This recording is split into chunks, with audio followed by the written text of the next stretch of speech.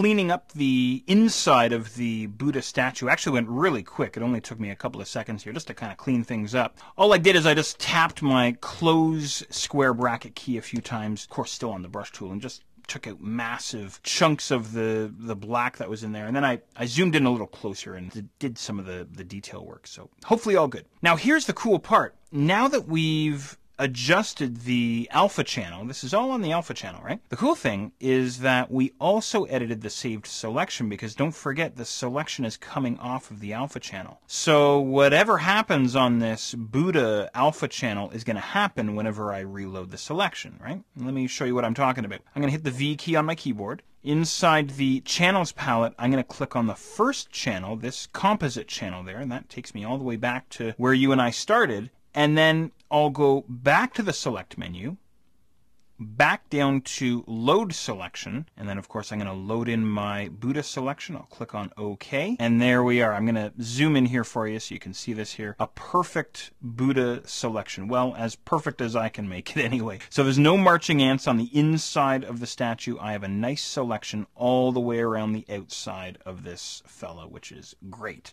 So now at this point I can do any number of things. I can apply an effect. I could pull him off the background, pull him off this bookshelf and put him somewhere else.